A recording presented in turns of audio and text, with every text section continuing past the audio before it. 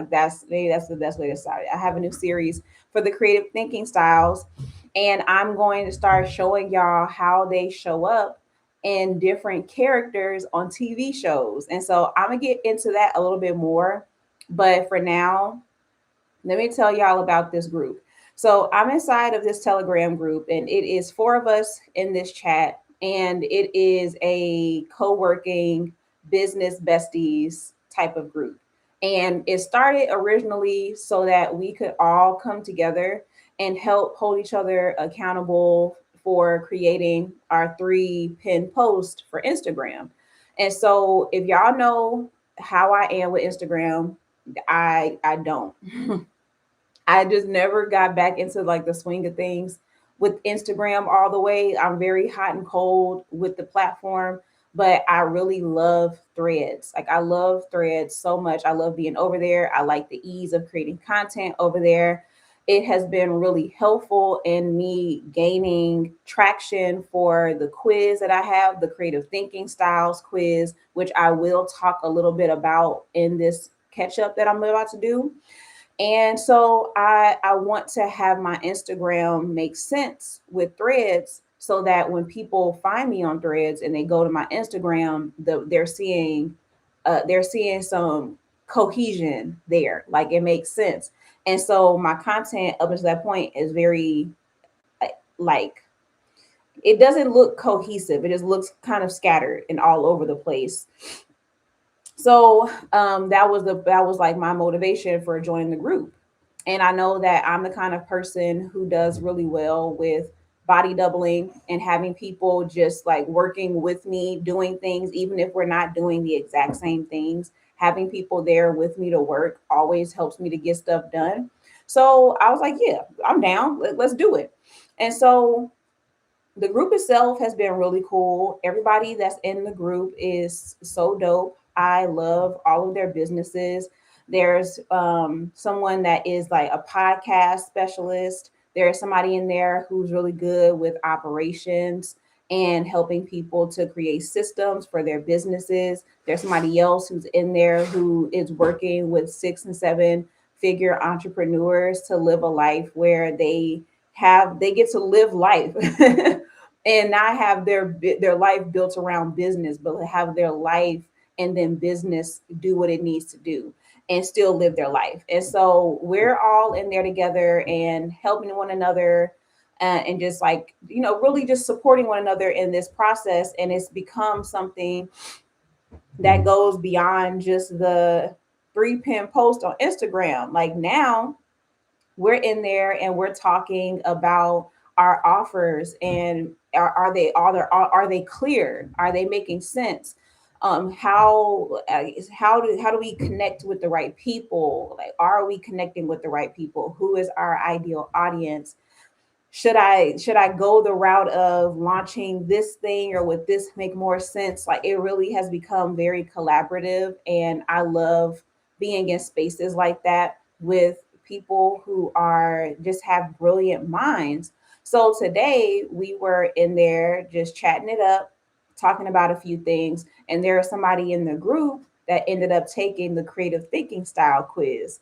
And she was curious about it because of me, just meeting me in the group, seeing me talk about it. And so she took the quiz. And when she was telling me about, she was giving me her feedback on the quiz, and she was like, yeah, the quiz was cool. It didn't necessarily give me new information, but it gave me language for the way that I think and what I noticed about myself.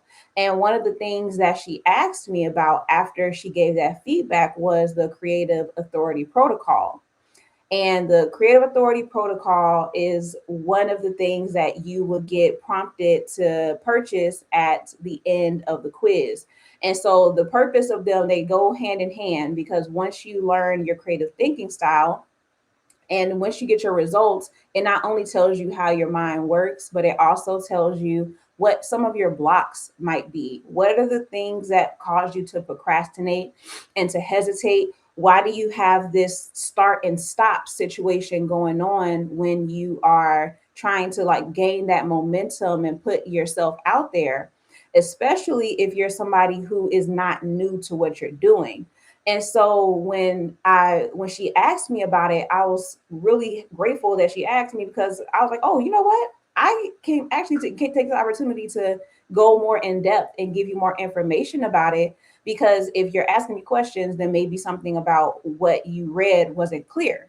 So I told her about the protocol, and just to give you all an idea of what it is, because maybe you are just encountering me for the first time and you don't even know what the heck I'm talking about. So let me just give you a little bit of backstory into what it is, or a little context rather into what it is. So when you figure out your creative thinking style, like I said, it tells you how your mind works, how creativity flows through you, how you approach problem solving. It can help you to understand what makes the most sense when it comes to your business, what direction to take it in. It can help you to create content that makes sense for who you are and how you're built. And that goes down to even what kind of platforms you should be on. And one of my favorite aspects of learning your creative thinking style is that it also helps you to understand the flow of how the ideas come to you, and how you can take those ideas, capture them, and turn them into expressions of that. And when I say expressions, I mean content, I mean offers. I mean, when you speak to people, when you show up in person and you're talking about your business and what you do, how you show up in a team, where your strengths are, how literally how it works, what's going on up here. It helps give you language so that you can understand it and you can really harness it and use it to your advantage. And so when you take the quiz, you get those results, and then the protocol is what is next, because a protocol helps you to put some steps and some action behind what you just learned. So remember earlier I said that it tells you why you procrastinate, what gets you stuck, why you might be struggling with the start and stop situation. And it helps you to understand what it is that you're trying to accomplish. Because a lot of times when we are stuck, or when we feel stuck, it's because there's a disconnect in what it is that we're doing, or what we're trying to convey doesn't necessarily come across in what we're doing or what we're saying, how we're showing up. Or we start to go back into doubting what we're doing, and questioning, okay, I like this idea, I feel excited about this, but should I do this? There's a lot of different reasons why, and a lot of that can be explained by your creative thinking style. And so I gave the example of mine. My creative thinking style is inspirational. That's my dominant style. And I am a systems thinker, which is my secondary one. So, as an inspirational thinker, ideas come to me in sparks. I am not a machine. When it comes to ideas, any great idea I have, things that excite me and really light me up, they come to me in moments of inspiration. So, when I'm going on a walk, when I'm journaling, when I'm showering, I'm watching TV, I get like these bursts of inspiration, these sparks, and that is what fuels what I do and what direction I go in. Sometimes it even influences what outfit I choose to wear that day. And when it works, it works. But the thing that makes it unreliable at times is that you can't be consistent if your only ideas are coming from sparks. Like, I need to be able to create a system for myself where I'm not forcing myself to be an idea generator and to be this person who's constantly coming up with concepts, but I'm learning how to capture what I do have and learning how to stretch it, learning how to repurpose it, learning how to create systems where when I get an idea, I'm documenting that idea. I'm figuring out how to turn that idea into an offer, into content, into whatever it is that comes to my mind. And so by doing that and understanding that, my systems thinker starts to kick in, because now I can create a system for myself. I create frameworks where now when I get the inspiration, I get the ideas, I can just put it out. And I always have ideas. Literally on my phone, I can show y'all on my phone, my notes app, that's like my first go to. And that's a system that I created for myself initially, because I was starting to feel fatigued with, how do I show up every day? What do I post today?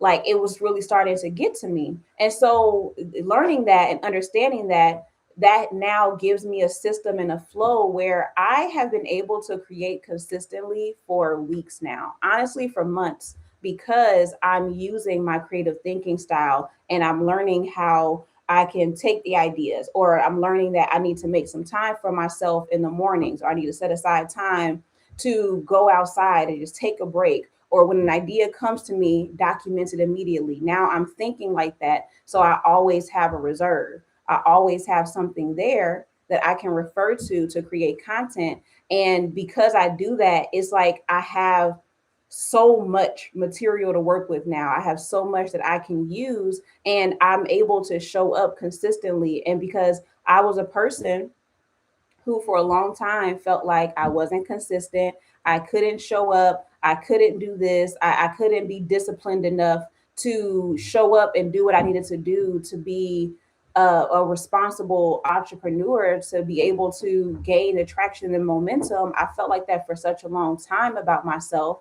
And learning this and understanding it has shown me that it wasn't me that was the problem. Like, it was me, but it wasn't me at the same time, because learning the system that works for my brain, that works for me, allowed me to restructure not just my content style, but my business, so that it now is in alignment with how I operate and how I flow. And I've been able to knock it out the park. And so the protocol gives you 30 days. It breaks it up into weeks, and each week you focus on different things. So there's one week where you're talking about procrastination and what that flow looks like, and it's customized based on your creative thinking style. So if you are an inspirational thinker, you have a path. If your dominant one is systems thinking, you have a path. And each one, each week, kind of builds on itself, so that you're going from idea to execution much more smoothly. And so when I was telling her that, I was explaining it to her. What came to her mind was, oh, wait a minute. That sounds like you're talking to me. And I was like, honestly, when you told me what you were struggling with, what your challenges were, I felt like I definitely was talking to you too. And it was cool to be able to express that to her and explain it in a way where it really like resonated with her and she could connect to it. And I brought this up to share, one, that like the group, I love being able to be connected to my people. Like, literally, there's already two people in the group who I know we're going to be working together. Like, I just know it. And one of the people, the person who was asking me about the protocol, actually told me to use her as a case study, as market research. And so I was like, well, bet, like, I'll definitely take you up on that offer, because I love to be able to see how all of this work and this research and this studying, understanding that I've done, not tried, that I've done to understand how people operate, being able to do all this work and seeing that I was creating something that people needed and that was missing, has been really, really exciting to see. And so that being the quiz, the people who have purchased the protocol, they are all seeing how even if it's not new to them, it's helping them to see how they have been designing things and operating, functioning within a system that was not designed for them, which they probably also knew as well. But now it shows you what it looks like to create one that is. And that's what understanding this has been able to do for so many people, and to show you your problem was never consistency. Your problem was never discipline. That was never the issue that you had. It was not knowing how your mind works, what you need to focus on and lean into as your strengths, and what you need to support you, and how that works. And also having the freedom to do things that don't follow the status quo, things that aren't the typical rules, or the rules and the standards that are perpetuated, when in reality, who made these rules and why do I have to follow them? And I'm the kind of person, my brand is very much a rebel, but a rebel with a cause. Because if something doesn't make sense to me, or if there is a rule that's created that I don't believe is the standard for everybody, then I don't follow it. I don't. And I'm not always the loudest person about it. I'm not going to always like make it a huge deal. But what I will do is stand by what it is. Like I'm going to stand beside. I don't, the whole get up or the whole like following a content plan, you know, using the schedulers and the way that they tell you to do it, or this is how often you're supposed to post each day. I don't follow those people's rules because for one, who are you talking to? And I don't mean that to be like, I mean that literally, like, who is your audience? Who are you talking to? Am I your audience? Because most likely, I'm not. I'm not the person you're talking to. You're sharing a framework or a system that may work for some people, but just because you have success with it doesn't mean that it's my that the plan is going to work for me too. It doesn't mean that it's the blueprint for me. And releasing myself from these rules and these boundaries that I have created for myself based off of what I feel is the right thing. And it's all about the perception of it and all about looking like you know what you're doing. And what it always comes back to for me, which is something that I've been saying for years, but I've been finding new ways that it continues to be true and it continues to be reinforced, and that is self-trust. Developing self-trust, believing and trusting your judgment, your ideas, the things that you're sensing, the things that you believe. That is what is missing. And what's interesting about what has been a really big topic of conversation lately is this whole idea about us being in a trust recession. And I don't know, let me know if you've heard this too, but this is something that I've been hearing quite often, is this whole idea of us being in a trust recession. Some people agree with that take. They believe that we are, and that it's getting harder and harder to get consumers to buy in and to get consumers to trust you and to believe you. I don't believe we're in a trust recession. I don't believe that it's hard to get people to trust you. But what I do believe is that we are in a self trust recession. And I don't, and I, honestly, I can't say that there ever has been a time where it was high. I think that what we're realizing now, especially as there are more and more people creating content, and there's more and more people producing AI generated content, and there's more and more people doing a lot of the same things. We're seeing that the thing that is going to really strengthen you is to actually have a brand, to actually have a point of view, a perspective, a personality, things that you stand for that makes you distinct. And the only way that you can develop anything like that, the only way that you can really stand out and be distinct is when you trust yourself enough to show up and do things differently. And not for the sake of being different, but because it's true to you. It's true to your brand. It's true to who you are. It's true to the world that you're creating and the people that are supposed to be in it. And one of the things that I've I've stood 10 toes down on forever is this idea of I don't ascribe to us being in a niche. And this is one of the things that has been incredibly difficult for me to really stand in, because I've also seen how it can go really bad when people adopt the perspective of I am the niche, right? And I don't disagree with it fully, but I do think that it's been very, very oversimplified. But I also don't agree with I need to just focus on one thing, because that has never been my story. That's never been my journey. if you have been around for, let's say, if you've been around me for a minimum of 2 years, you have seen me flex between a lot of different things: fashion, personal style, content creation, entrepreneurship, uh, brand deals, like all of these different things that seemingly on paper look like different things, but they all have a common thread.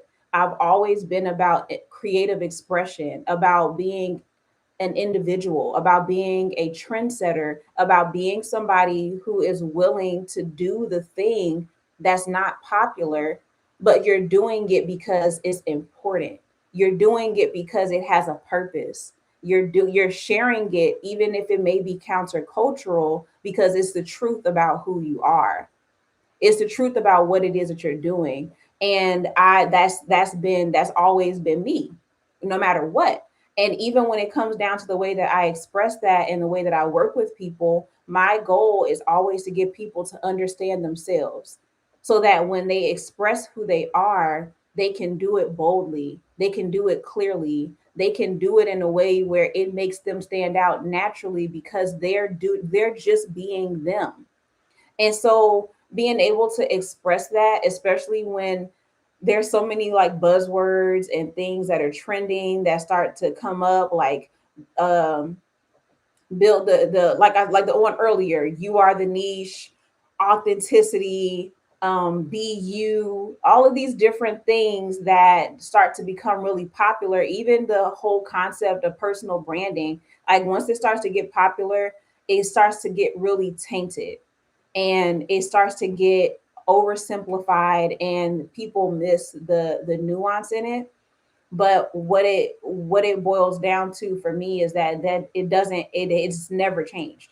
It's always been me, been about that life, gonna stay about that life, because it's just it's always who I've been, even from childhood. And so being able to stand in that, to be firm in it, that requires self-trust.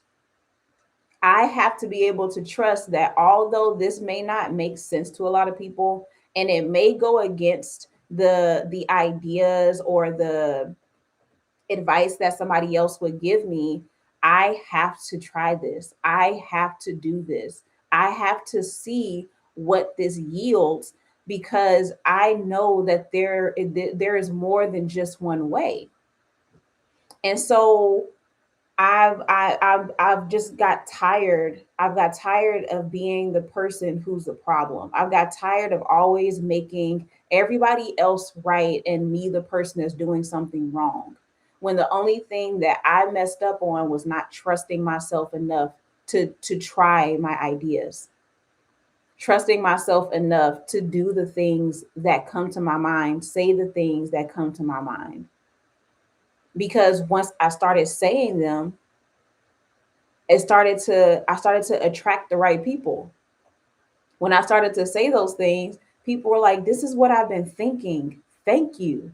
I didn't realize that this is what I was trying to articulate. And the more that I did that, the more that I started to see my genius, and I started to see how what I do, I really do this for real. The way that I can see the different pieces and what somebody is doing, and how it might look scattered and all over the place to other people, but I see how they come together. And when I it's literally, it's like it makes so much sense to me. I can hear it, I can see it, I can visualize what it is that you're doing, and I can see how all of that can come together to form, and they come together in harmony. They can play well together. You don't need to have 16 different brands.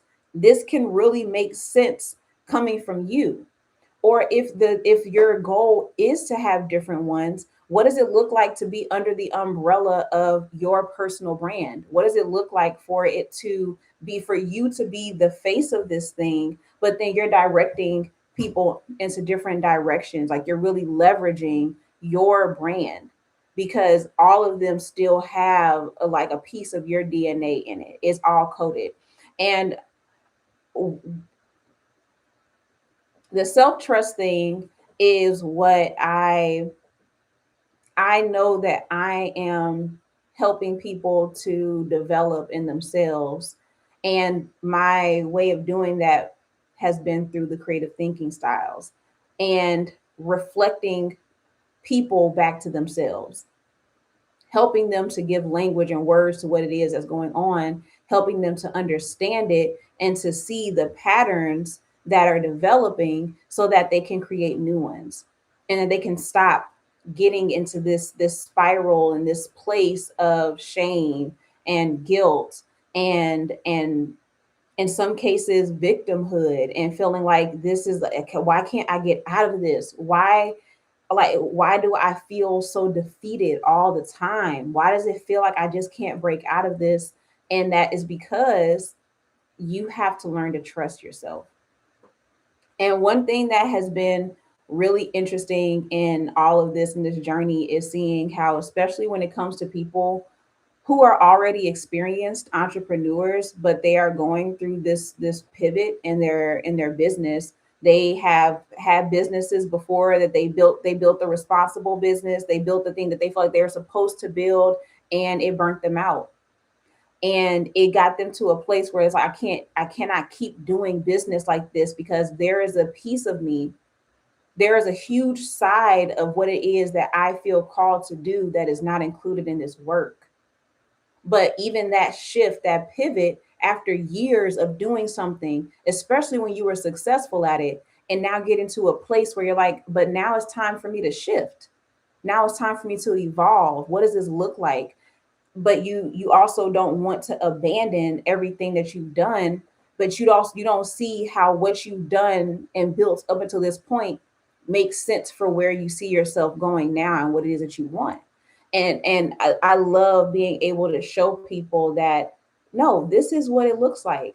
This is how you bring that together. This is how this experience that you had doing this contributes to what you're doing now. And one of the things that makes me so good at that is that it was my journey. If anybody has pivoted in their lives, I am the pivot queen. I tell you, pivot, change, shift, and trying to maintain the confidence that you have, being able to trust this new direction that you're going in instead of looking back or trying to revert back to what you were doing, but realizing like, no, like there's nothing there for me anymore. I'm not in that place. That doesn't work. I'm not, I don't, I can't keep doing that. Being able to navigate those changes and being able to recognize where the skills transfer, where the experience lends itself to what you're doing now, even if it feels unconventional. So that part really contributes to my experience with it. But one thing that I learned about myself that I realized really contributes to this as well is my experience in fashion. So, if you don't know, I started sewing when I was 5 years old, literally 5 years old, cutting up socks to make dresses for my Barbie doll. And the way that I learned how to sew was by taking clothes apart. So I would do a lot of cutting. A lot of clothes were stolen in my household for me to make new things with them. And so at the time, there wasn't a name for what it was that I was doing.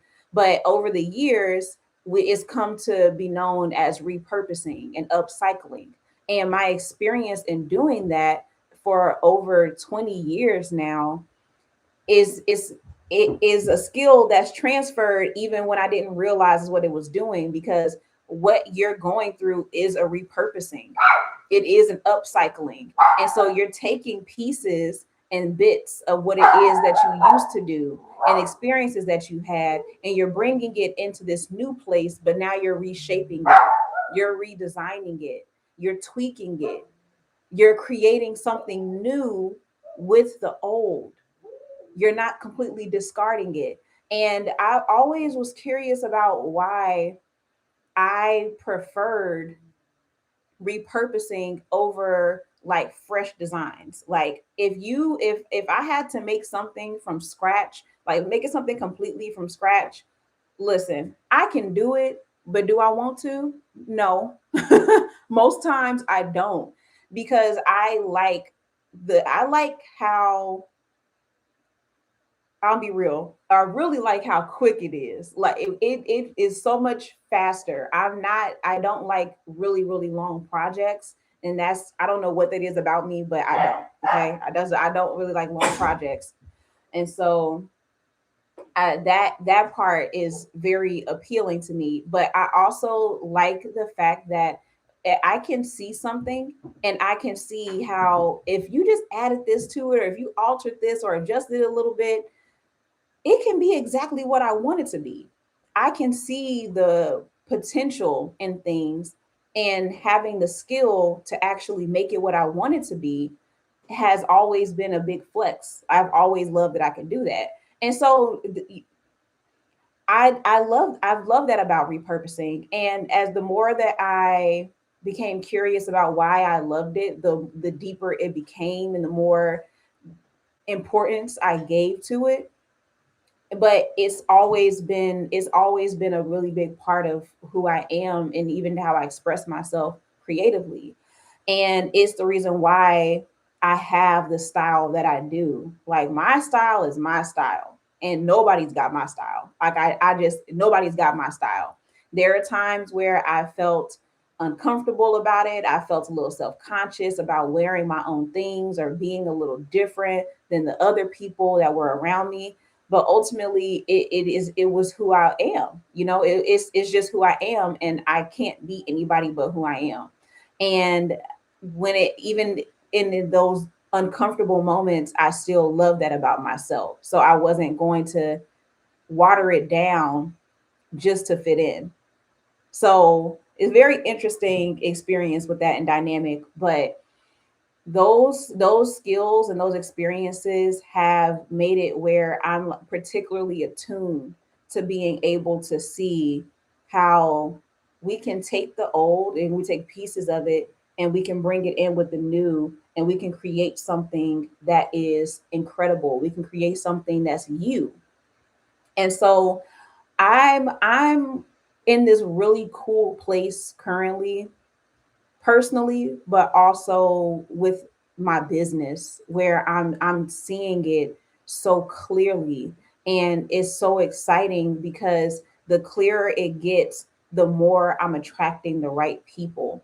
And so one thing that I forgot to mention is that if you are interested in taking the quiz that I mentioned, if you want to find what your creative thinking style is, I will drop the link to the quiz in the first comment of this video. So you can go back and you can take the quiz and come back and let me know what your results are, because I love seeing how you exemplify your creative thinking styles and what it is that you're doing already. And if you are finding yourself in a place where it's getting harder to maintain a sense of consistency, if you're finding yourself in that start and stop place, and it feels like you keep getting stuck or hitting a wall or just getting really tired really fast, because that's another thing that comes up too. Any of those experiences when it comes to marketing your business or creating for your business, I would highly suggest that you grab the Creative Authority protocol, because that protocol will help you to create a 30-day plan for you to get some stuff done. The series is going to go next. So I'm actually going to do, so my live streams are going to have a different series than the videos that I'm going to be posting in my feed. And I'm not all the way sure how that's going to look executing it. So we're going to see what that looks like for me. But I have two different directions that I want to take it in. So the first one is going to be on it's a couple of different topics that I feel like would be relevant to people who are in that pivot place that I mentioned. So one of the ideas that I had was how to merge these different ideas that you have together. because I know that that's a thing that a lot of people are trying to understand and what they're trying to navigate.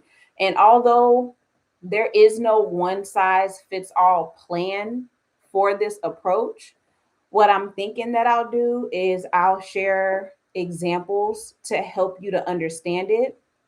If I can come up with a framework for them, then I'll do that too.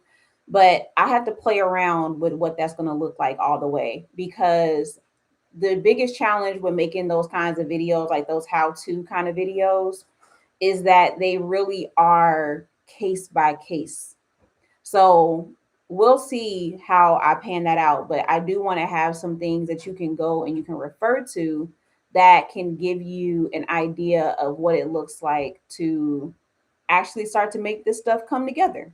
Now, the other thing that I'm going to do is going to be series on the breakdowns of different characters from TV shows and what their creative thinking styles are. This one is really exciting to me because I love TV. I love TV. I love watching TV. I've been like that since I was a kid. I love watching TV shows and I'm always watching something different. I always got a series, okay? I keep a series on deck. Just finished one of my Chinese shows and I be feeling a little lost when they're over.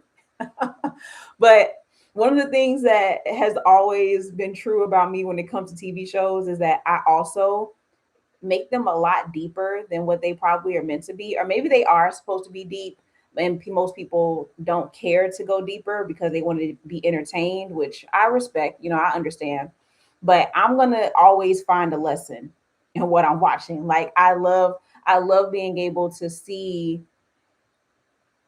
the human behavior and things that we encounter in life play out on TV shows. And I like when shows bring up things that are relatable, because then it gives us a way to confront these things without it being something that we override with logic. Like that's what I love about art in general, is that it overrides our logic, and it helps us to get to how things actually feel.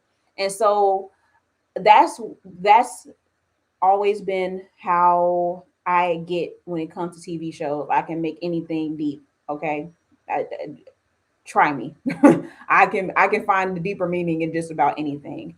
And so I was watching Parks and Rec over the weekend, and I was watching the episode of Parks and Rec where Leslie was getting recalled, and her last thing that she wanted to do was get fluoride in the water in Pawnee. And so she was up against Councilman Jam. Y'all remember the Councilman Jam? And he was always like knocking down everything that Leslie was doing. Like he was a real life villain. And had partnered with Sweetums. And Sweetums was trying to put sugar in the water. So Pawnee they already was struggling with obesity. They were like, I think they had like the largest population in Illinois. And they meant that by not by like actual number of people, but the size of the people. They had the largest population. And so she wanted to do something for Pawnee that would actually be helpful and healthy.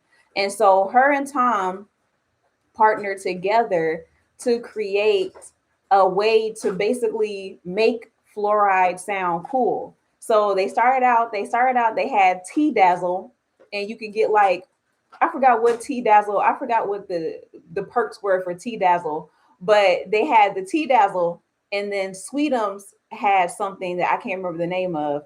And then at the end, they Tom like revamped it and turned it into H2 Flow. And so when I was watching the show, I was thinking, I wonder what Tom's creative thinking style would be. And that one idea just like sparked this whole rabbit hole that I went down of finding all the characters on the show rather, what their creative thinking styles were. and how they played out in the show. And so what started out as just me being curious turned into a way for me to merge the things that I love and make it make sense together. And I was like, am I are these things coming? Are they merging? Are the worlds coming together? That's how I felt when I had the idea. And so I felt like that would be fun, that would be cool.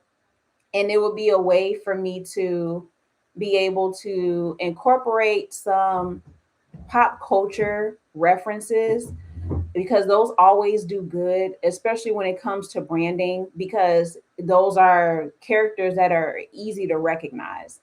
And so, and people, I mean, we love them. We love the shows, we love the characters, we love the celebrities.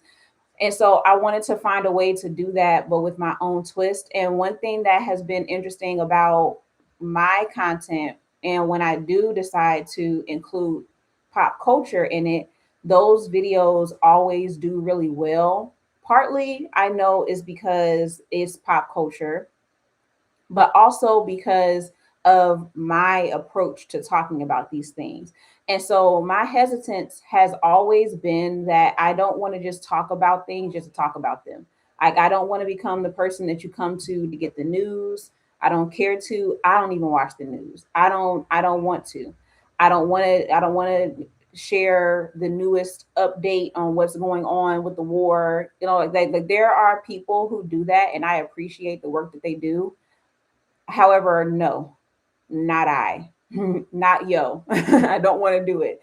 And so I love that I found this approach to it, this method to it. And so the first introduction to this series is going to be the characters of Parks and Rec.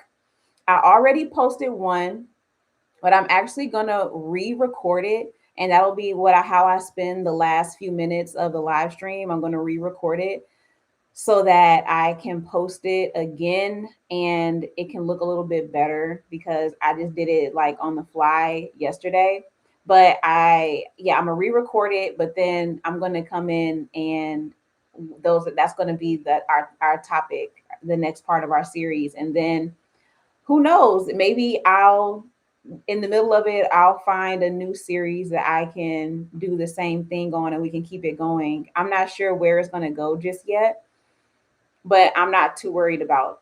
I'm not trying to think too far into the future with this. It's just I got this. I can eat off of this idea for a while, so let me do that. So that's what we're going to do. So, without further ado, let's get into Tom Haverford because that is the first person who came to my mind. Okay.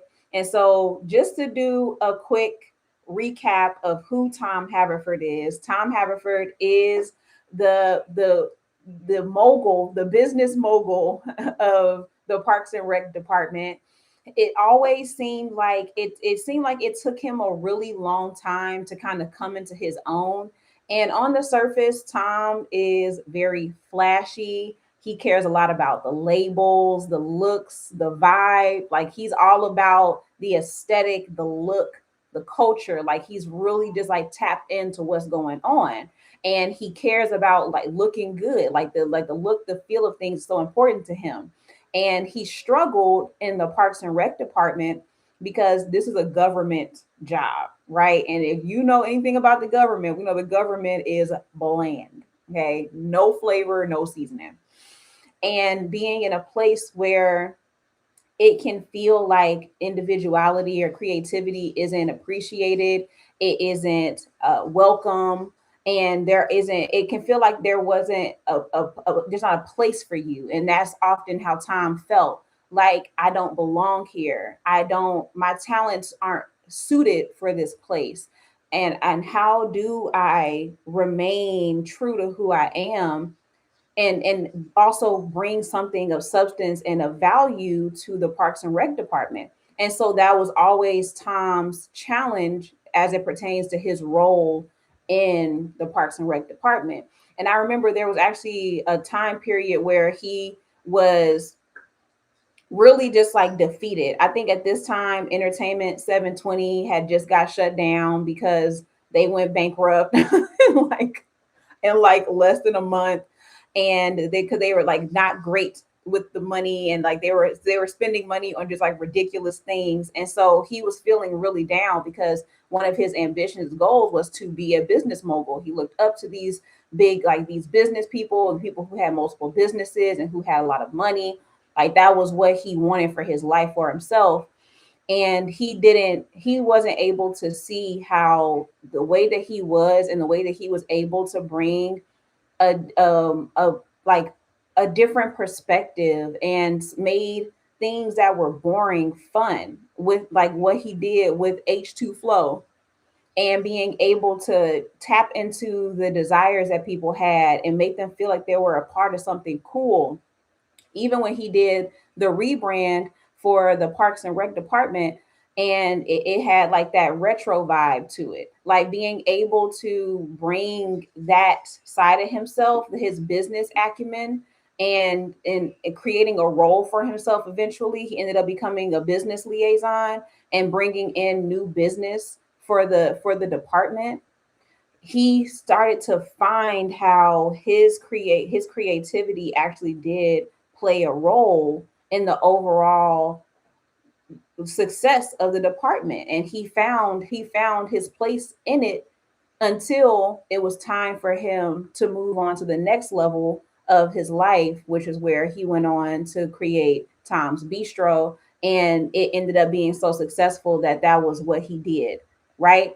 And so Tom's journey was one that I feel a lot of creatives can relate to, especially when it comes to being in places where you feel like creativity is not appreciated, where you don't fit into what is the status quo. You don't fit into what the culture is. Like it can feel very stuffy and like you don't have a place there, and wondering, should I just try to stuff myself into this box, or is there actually a way where what I do and what I'm good at can contribute to what is happening here? And so, my assessment of Tom and his creative thinking style is that he is an aesthetic thinker and a divergent thinker. And I say aesthetic first because Tom is about the look, the vibe, the culture, the feel.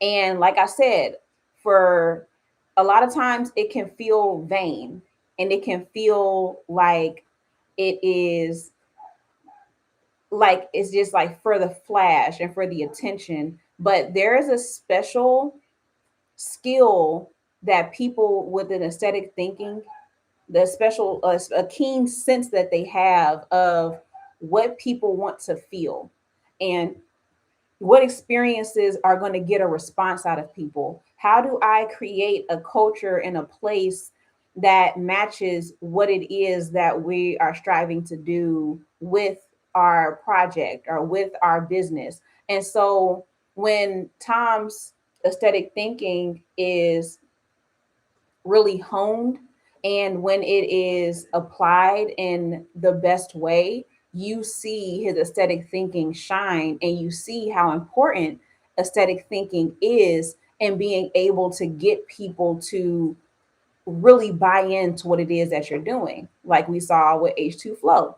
Now, the divergent thinking comes in because he is a like idea generator. Like he is able to like, it's like come up with just like this and try this and try this. And the reason why it's not his dominant one is because, for one, he is really like a tastemaker. That's his first and foremost. And also because it's not as prevalent, but it's there.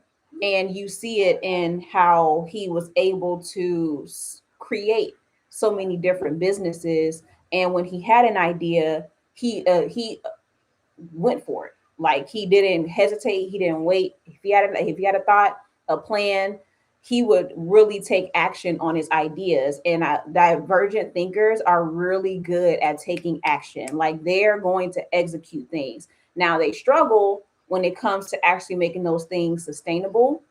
And we saw that with Entertainment 720. We saw that with a lot of times a lot of times businesses, those are why they never lasted very long, because that systems part and being able to actually have the business last long term is the strength of a systems thinker, which is why somebody like Ben and Leslie were so important for him to have in his life, and even Ron, because they bring a sense of stability and order and structure that allows for Tom's strengths to shine and also to last.